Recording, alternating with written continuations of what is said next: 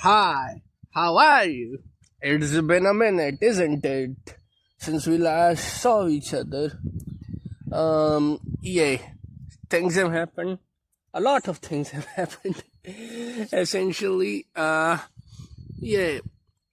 my life is not same. A very massive event happened in my life, so I was busy. To put it kindly, I found something bigger than me and myself, what I ever could be. Like, I found a reason of life essentially. So I was very busy, and have should have informed you, or like at least make a community post. And I'm genuinely grateful for all the support I got. Like, holy shit, I haven't uploaded for fucking 8 months, and I got 76 new subscriber, which is tremendous. Like, if my ass was doing shit and doing anything, I would have gotten 100 subscribers this year, which should have been a huge goal. But hey, man, it is what it is. You gotta earn shit. Nothing in life is given. But man, even with that, like, the fact that I do not upload it and I got 76 subscribers, like, I cannot describe my gratitude for like genuinely thankful for that. And I'm grateful for you all to sticking with me despite being very inactive. Like, thank you for staying here. And yeah, I'm gonna be uploading stuff. I will be uploading stuff. I will be uploading a lot of stuff here. Like, I have like one Gwen video plan, which I will be uploading by end of the month. I think that video would be fun video, to put it kindly. Like I am planning stuff. I'm cooked something for you. Like, my bum ass wasn't just sitting for 8 months and didn't do anything. I'm cooking for you all, but this video is essentially a prelude. This video is prelude, and we will talk about something which resonated with me very recently. Something that moved me very recently. That is Rocksteady Xebec in One Piece, dog. Like, man, I'm happy. I'm very happy that we see this person, Rocksteady Xebec, here, and we see his legacy. Like, he's one of my favorite things recently that I experienced. Rocksteady Xebec, before his appearance, was one of the most anticipated character of One Piece. Like, we all were looking to see him. Like, who is he? Like, before his own appearance, we make a lot of hypotheses. Like, when 957, chapter 957 dropped, a lot of people were making connection with him, how he might be parallel to Roger Blackbeard, essentially. A lot of people thought that he is that. A lot of people thought he is Roger Blackbeard way back in 2018. I even wrote blog about it. A lot of people were also able to draw the connection with Blackbeard. Like, many people speculated that he is father of Blackbeard. A lot of people noticed that Saber of Xebec is name of Blackbeard's ship. Why is that? Like, a lot of things and anticipation was made about this person, how strong he is. Like we were looking to see him, and my goodness, he delivered. He delivered and then some. Like, god damn it, he exceeded everyone's expectation on what we thought he is. Like, he in 30 chapter become more beloved than Goldie Roger, and I personally do not agree. I see it. Like, I don't think I should say that I don't agree with it. Like, even myself right now, when we are end of his life journey, I have tough time to decide myself on where I lean, on which direction I'm going. Like, holy shit, he was that good.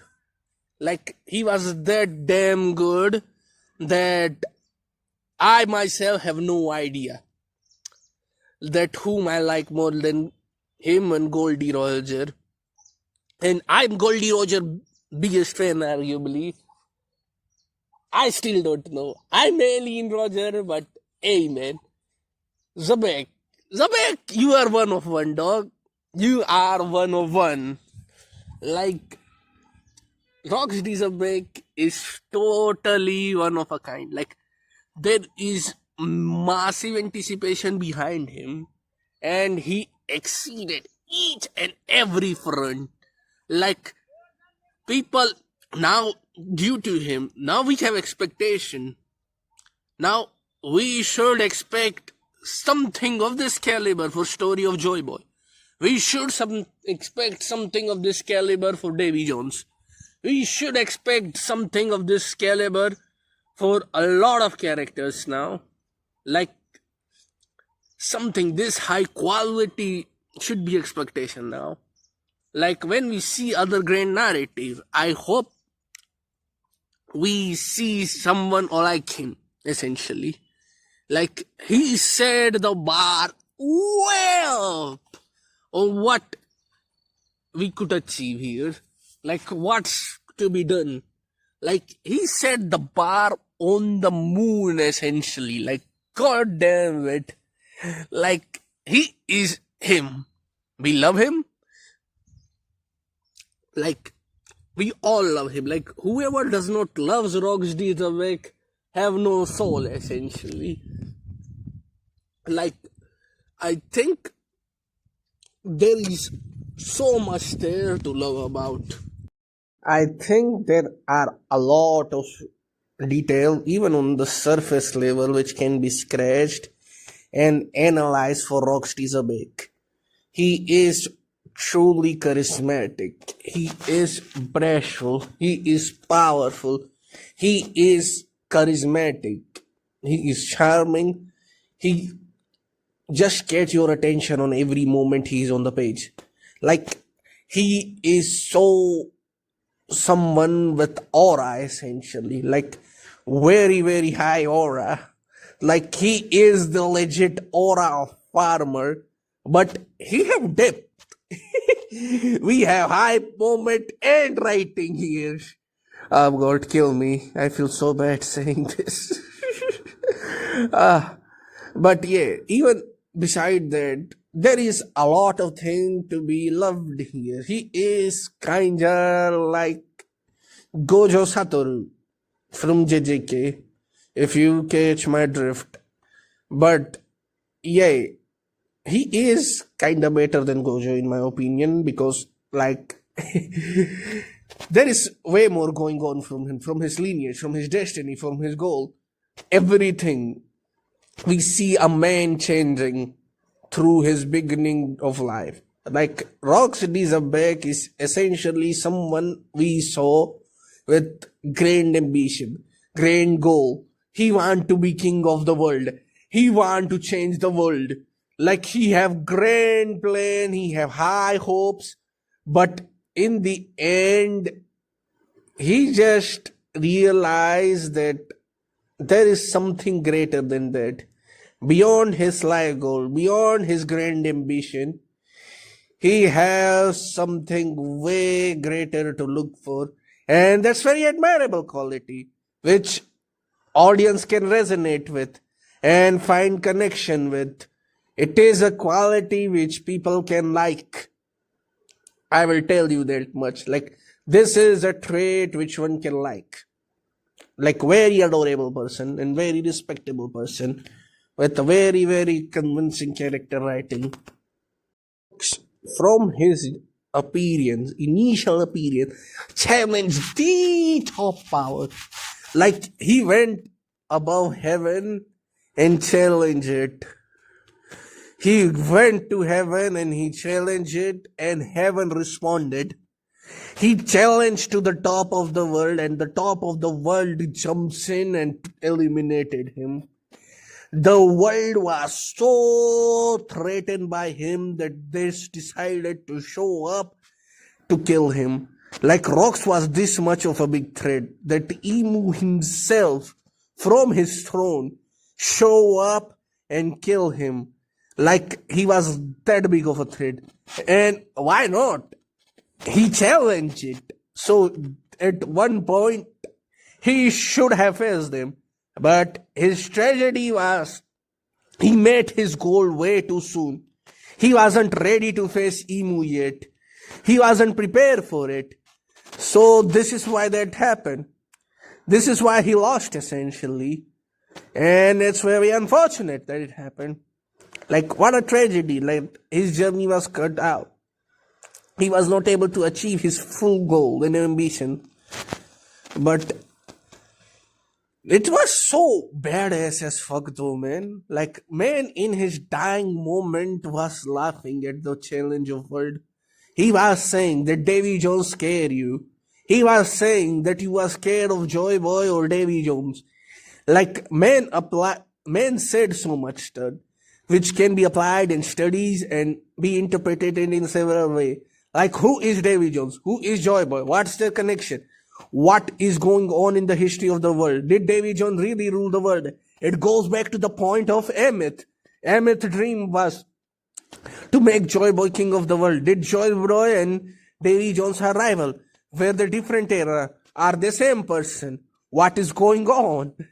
Like, there are so many layers and intrigues and mystery that make Rock's Xebec journey very fascinating.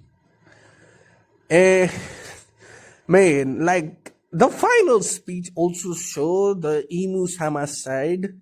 Emu-sama side of, like, behind this almighty God who thinks he controls everything, there is a very, very insecure child inside who is scared of what happened. Or maybe he is telling the truth. Maybe Davy Jones was never the king and he was the real king. Who knows what the true mystery is? But Rock's fucking trigger Emu in very, very special way, in which no one else does. And Emu specially arrived for him. Emu specially arrived so he can fucking kill him. Like, what a rivalry. Like he lost. It was one-sided rivalry. He wasn't ready to face him. But what a fucking rivalry. Like, he rubbed the wound.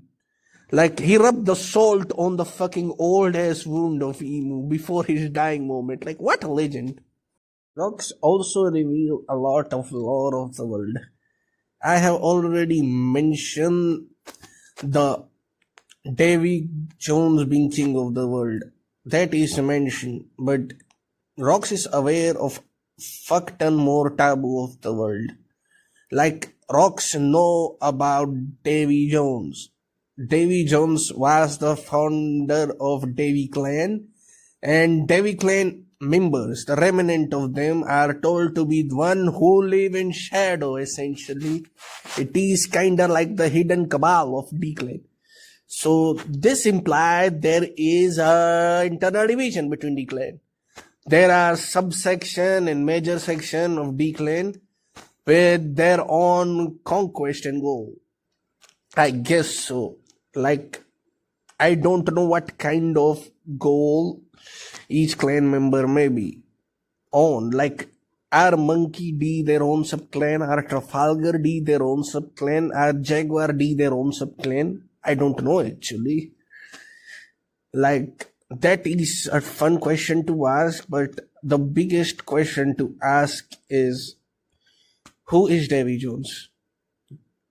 This identity of Davy Jones is one of the most fascinating thing that happen in One Piece.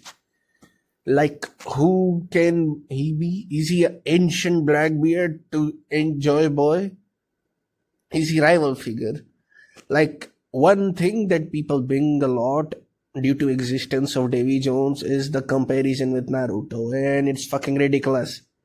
First of all, they all were fated destiny rival. Naruto, Indra and Ashura, the Haguromo descendant rival essentially. But they are different. Like, what's the relationship between Joy Boy and Davy Jones? We fucking don't know. What's the relationship between Blackbeard and Luffy? It's very different from traditional rival, I will tell you that much. Like, the dynamic between Rox and Roger was different. Like, they were rival in sea, sure, but they were not fated rival. They were very, very close friends who hang out and chill sometime. They have gratitude and love for each other to some extent, as we can see in their final moment. There is that aspect too.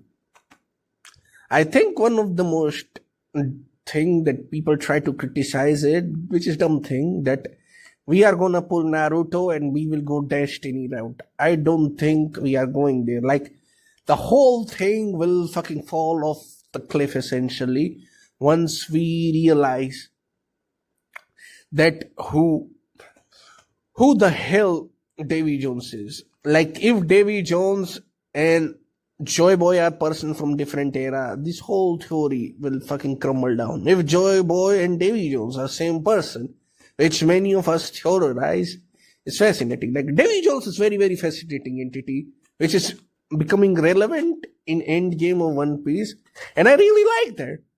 I think Davy Jones is not first time mentioned though. Davy Jones is apparently still alive inside the locker room of Sea Devil. Or I have even drawn Davy Jones. Now, I just wonder what will go with it, which route we will go with it. Is he the rival? Is he someone from the second world? Like, we don't know what it is. And I'm curious to see where this will go, like the subdivision of Declan. One of the most fascinating thing is though, that Rox, despite knowing all the knowledge of history of the world, still do not seek for One Piece. Like, that is very fascinating. Very, very fascinating. Like, man is aware about destructive devil fruit and know a way to defeat fucking Imu-sama. Like, god damn it. Like, he's... Rox and Herald's journey parallel each other to some extent. Rox and Herald represent a side of coin to some extent. I think Herald would be Rox if he actually gave up on his dream and become peace-minded essentially. Like, Herald is fascinating character, one of the fascinating character in whole series to some extent. Like, fandom call him house giant and house slave, but he is realistic.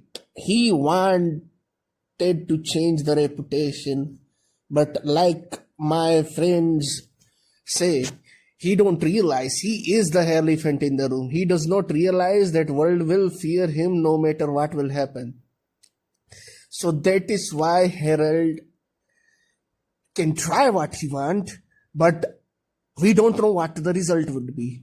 We genuinely don't know what places we will be. Like, Herald started off like Rox, as a hothead, savage, and someone who does not care about life. But later, through love, like Rox with Ares, he met Hilda, a giant girl who was captured, and he realized value of creation. He realized value of loving life. He changed. He got soft, you could say that, but it's deeper than that. Man wanted to change the reputation of giants after meeting Hilda. He wanted to change their reputation and be forced to world government. He wanted peace.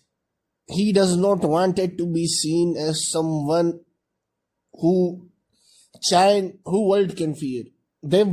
He wanted to change the reputation and be friends with human. He was pushing the hand of coexistence with the people who fear him. And his reform worked.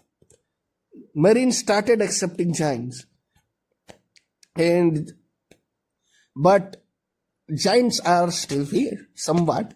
But reform is happening to some extent.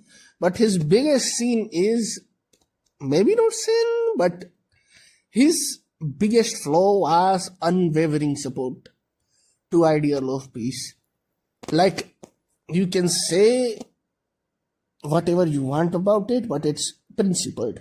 It's a principled belief which he is sticking on it. And rocks do not like that. Rocks hated the dynamic. That dynamic of becoming world government slave, essentially. That was that in his rock's eye. And it was somewhat betrayal to him. But he still become friend with him. He still gotten close with him, come to know him, meet his child, and his child become his friend essentially. His child think he is a sun god who can change things. Man. But yeah, their dynamic is very, very unique of two friends who have very, very, very distinct ideals, but they went their separate path because of it. And their friendship broke to some extent. Like, maybe not broke, but it was shaken. The thread that hold them was broken, but the broken thread touch each other. If I have to describe the dynamic, the broken thread are still in contact, but thread was broken by Herald himself because he does not agree with Rock ambition of conquering the world. He does not want that at all, and he see it as threat. Rock, like person he is, tell Herald that he is selling himself out. They have fight, and he is full for that. And their disagreement in the end take their life. Like, Herald was fooled by world government, and Rox, without being with his pal Herald, was defeated in the end. Very unfortunate that happened, but yeah, it's very unfortunate reality. But both went their separate path.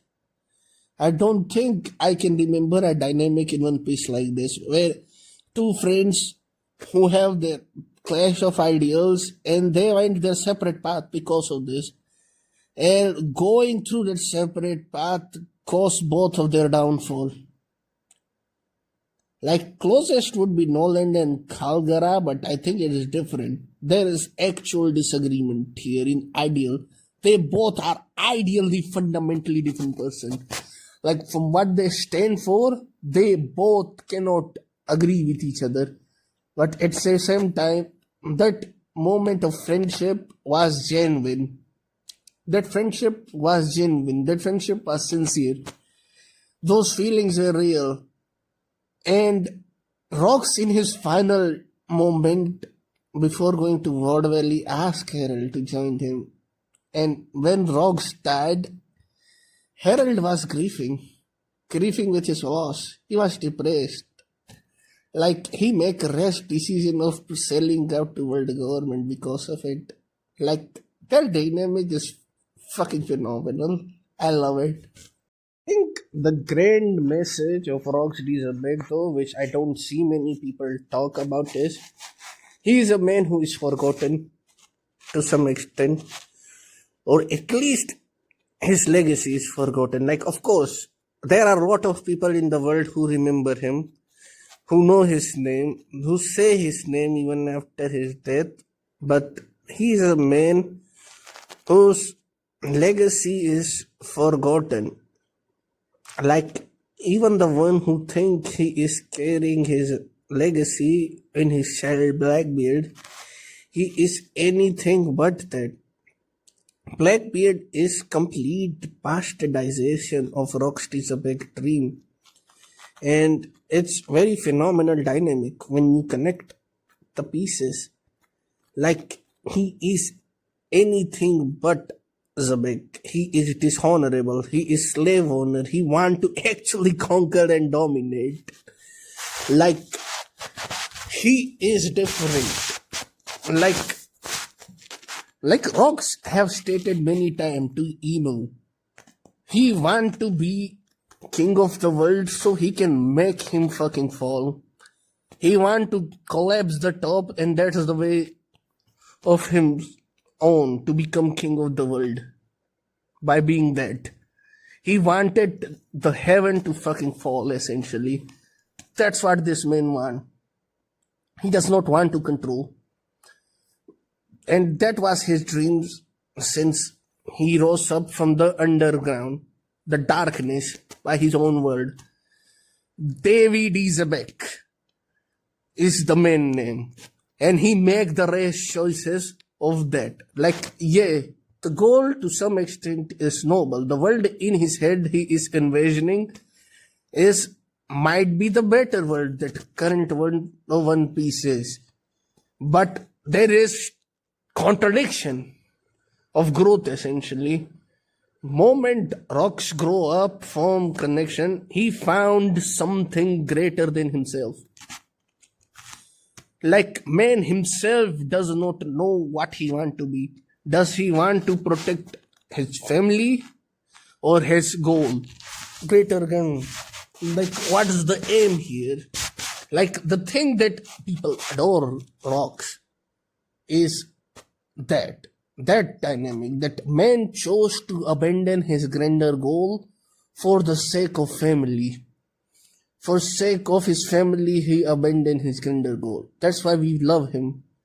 But that contradiction still exists of what he wanted to be.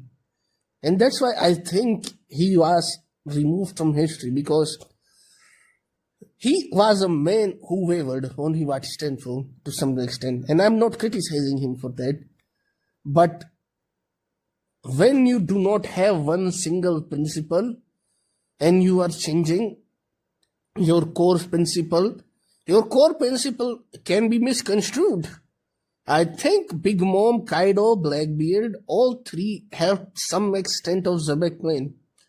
Kaido through Grand War in the world, Big Mom through creating utopia, and Blackbeard own world of world conquest. It's just very brutal and barbaric. Like rocks would be shocked, but yeah, he is the man who is forgotten in history by narrative. He is meant to serve that. His own legacy is not carried by anyone. And one who carry that legacy is complete fucking bastardization of that legacy. And that's what his tragedy is. There are two rocks, Xebec. The young person with hot head and grand ambition. And there is another rock, Xebec, who is married, mature, and realize something greater than his goal. Those two things coexist. The existence of Rock's pirate crew, the crew that collapsed moment they found their treasure and went their own way. The crew that cannot realize that he is Domi Reversi, he is not himself. Why is that? Why cannot they realize that their captain have lost their sanity? Because he was walking alone. He was walking alone with his goal and walking alone with his own contradiction of life. Like what he want to be, he was walking alone in that path. He did not share his crewmate that he is father now. He did not tell them about his children and why he is going in God Valley. For them, rocks, they are following Rock's crew. If you want to join me, you can join me, and to steal, you can come here. If you want to steal stuff, come here. You can steal and take the treasure. And we are also going for the revenge of Shaki. That's what they went for. And once they got treasure, they all went in their own separate way. Because he was walking alone in his path. And that is why his legacy is not properly remembered. Like he died an uneventful death. His goal is not remembered. And that's his tragedy. He is man who is forgotten. That's the Rox Xebec is. Like even the dying moment of his own crewmate, Rox is not remembered much. Beside maybe Kaido, but Kaido was remembering his whole life, his whole journey, not just Rox. Big Mom remember Roger. Kaido remember Roger in his final battle. Whitebeard in his final moment remember Roger. Shanks is Roger's successor. Shiki in his final moment in Film Gold, or Film Stronger, my bad, remember Roger. Like, Shiki was obsessed with Roger. Like, Rox is forgotten. That's his legacy. And it's very, very sad. Very sad. And I will see you all next time.